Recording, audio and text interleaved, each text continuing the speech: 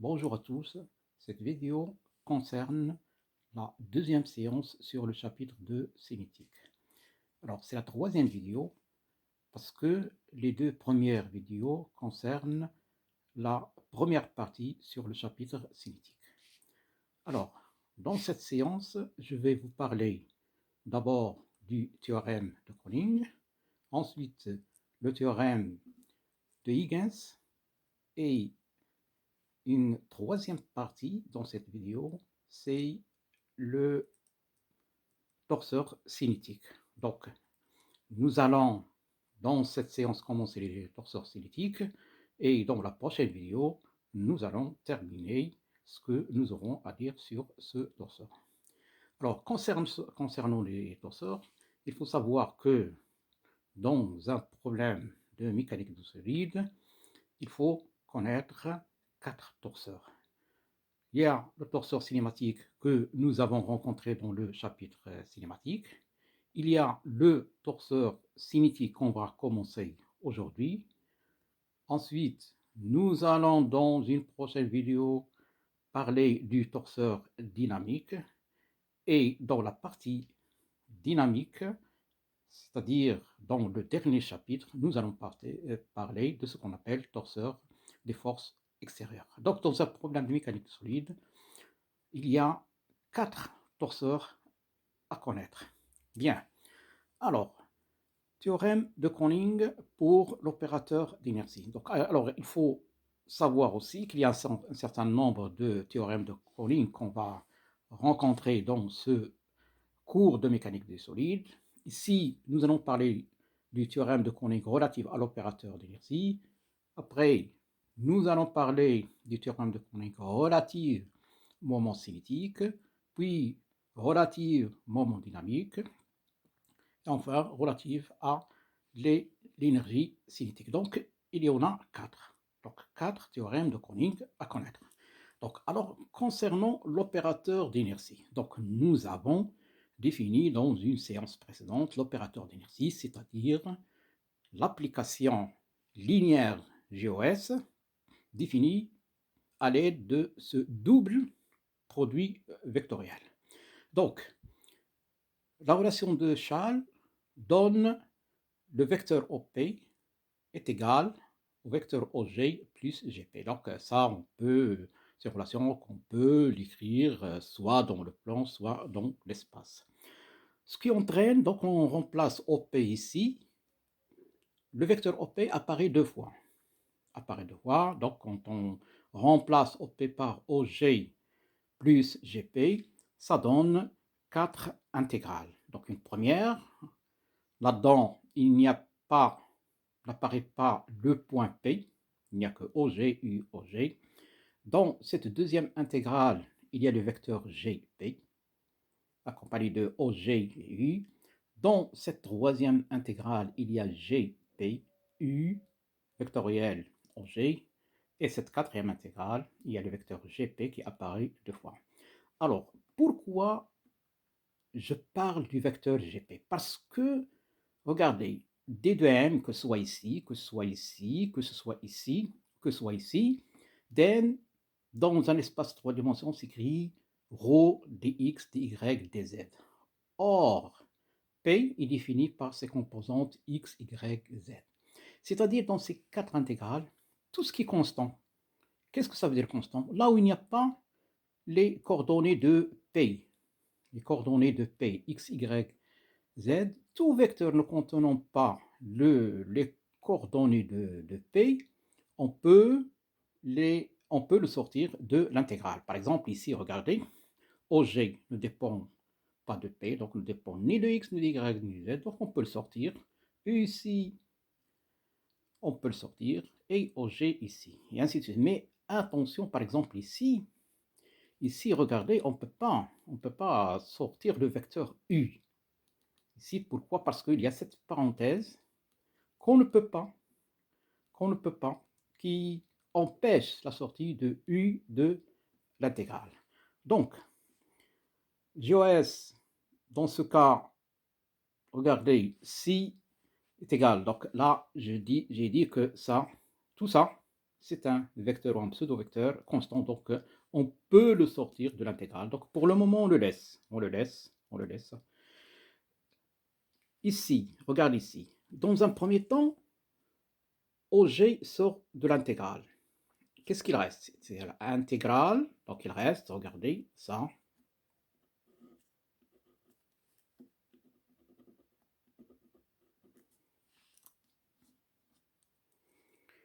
Donc il reste OG,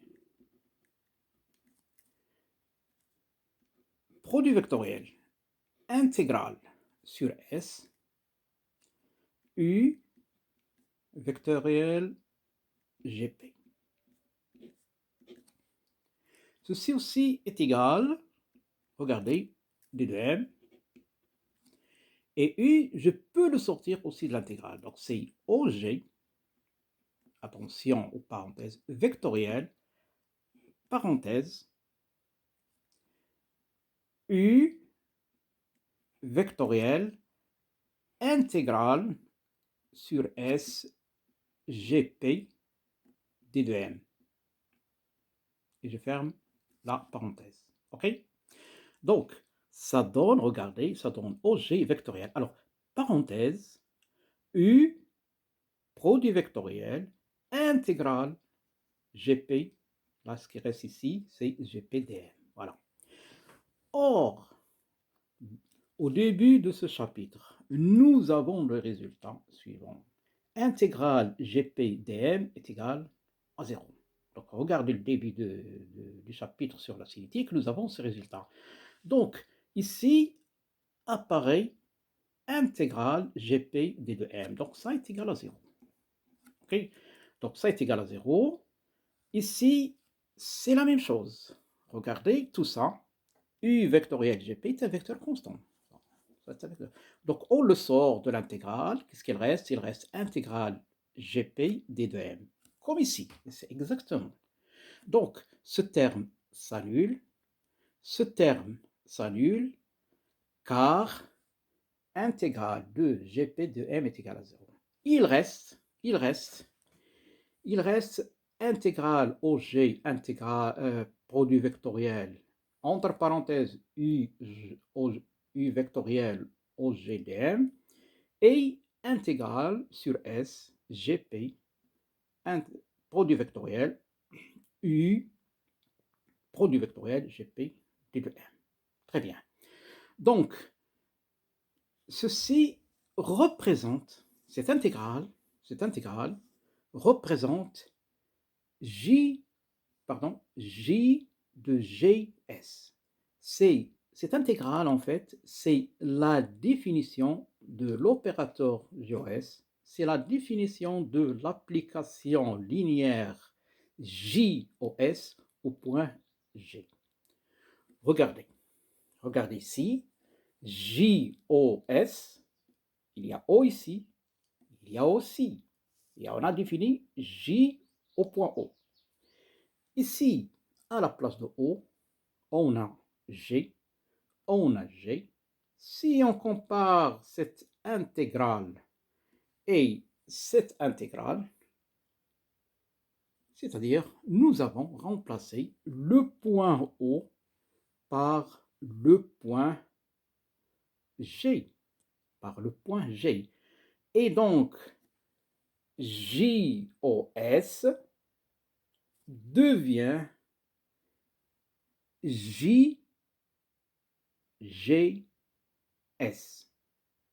Donc ça, c'est la définition de l'opérateur d'inertie au point J, centre d'inertie. Donc le vecteur U est un vecteur constant quelconque, c'est-à-dire que cette relation JOSU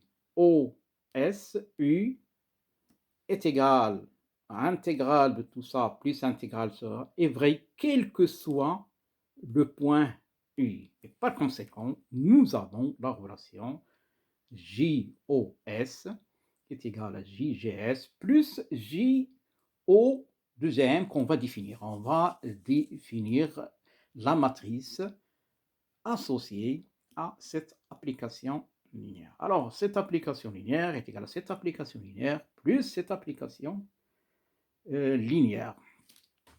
Donc, là, c'est une relation entre applications linéaires. Donc, pour définir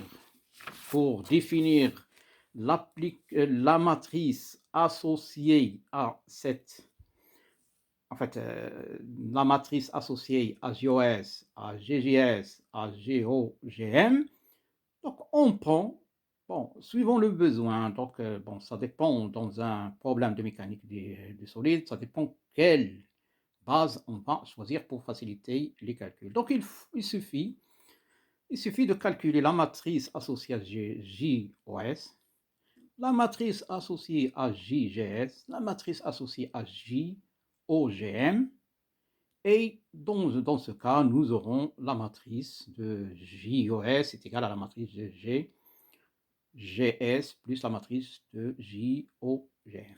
Très bien.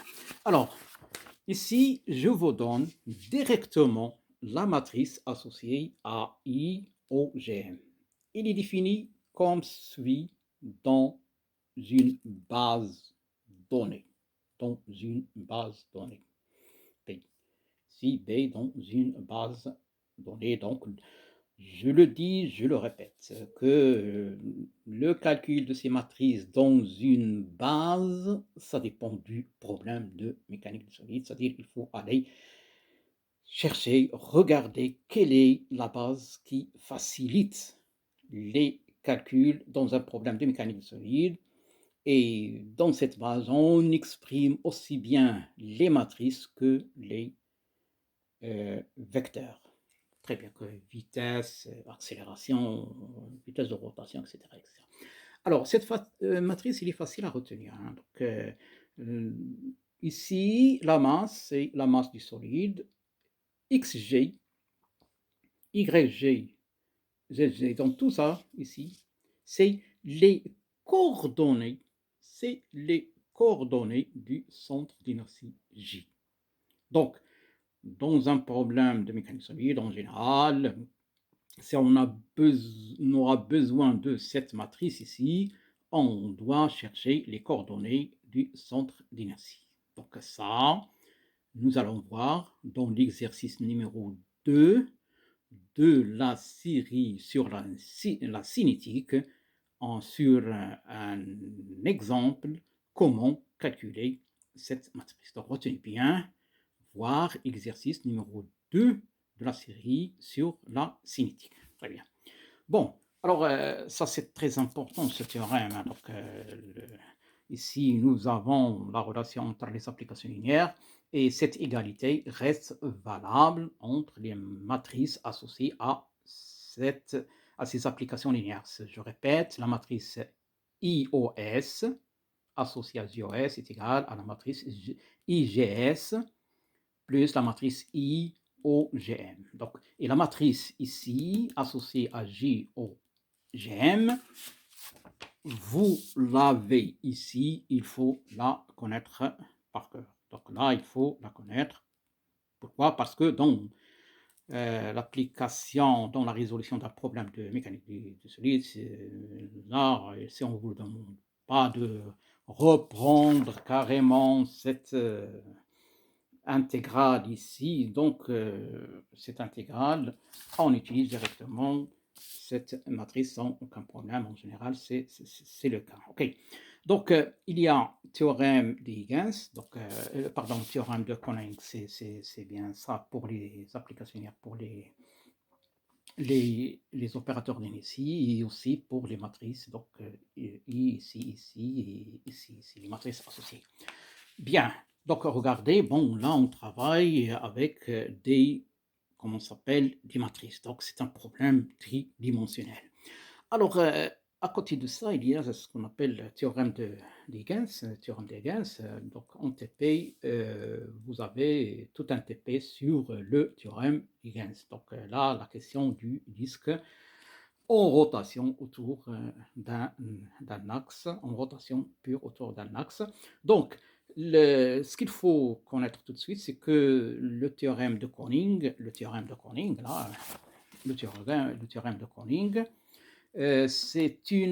tout ça, c'est une généralisation. C'est une généralisation du théorème de Huygens. Parce qu'ici, regardez, on a dit pour la matrice associée à GOS, c'est-à-dire IOS, etc., les termes de la diagonale ABC sont les moments d'inertie par rapport aux axes associés au vecteur de la base.